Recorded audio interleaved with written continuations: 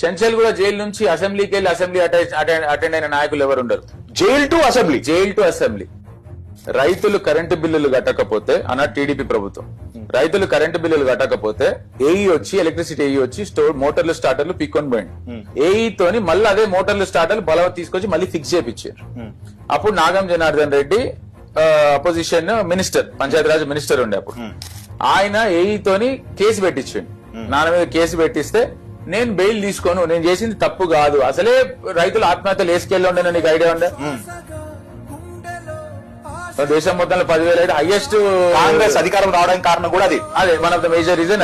అదే రైతుల పైన స్టార్టర్లు మోటార్లు పెట్టి తీసుకుపోతే ఎఫ్ఐఆర్ చేపించండు, కేసు చేపిస్తే నేను బెయిల్ తీసుకొని అన్నారు. నేను తప్పు చేయలేదు, బెయిల్ తీసుకొని అన్నారు. అరెస్ట్ చేసి మహబూబ్నగర్ జైలుకి పంపించాడు. రాజశేఖర రెడ్డి గారు వచ్చింది.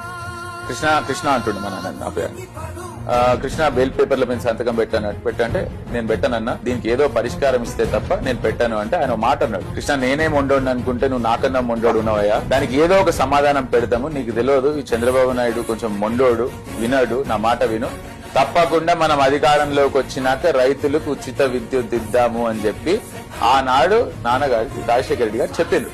ఐ డోంట్ సే దట్ 100% ఇది ఒకటే రీజన్ వల్ల చేసి. To be honestly I still remember the moment 2004 అంటే 20 సంవత్సరాలు బషీర్బాగ్ కాల్పుల తర్వాత ఎగ్జాక్ట్లీ రాజశేఖర రెడ్డి గారు మొట్టమొదటి సంతకం ఉచిత విద్యుత్ పైన చేసిండ్రు రైతులకు. ఆ ఇంపాక్ట్ మీ దగ్గర నుంచి పడ్డది. One of the reason, major reason మా దగ్గర నుంచి పడ్డది. ఎందుకు 1 వీక్ చెంచల్ కూడా జైలుకి షిఫ్ట్ అయితే కోర్టు పర్మిషన్ మంచి పని చేస్తే ఎప్పుడైనా సాటిస్ఫాక్షన్ ఇంపార్టెంట్.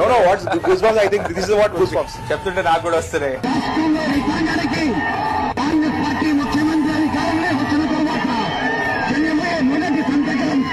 ఈ రాష్ట్రంలో రైతులకు ఉచితంగా కరెంట్ ఇవ్వడమనే కార్యక్రమం చేస్తున్నామని మనం చేస్తున్నాం.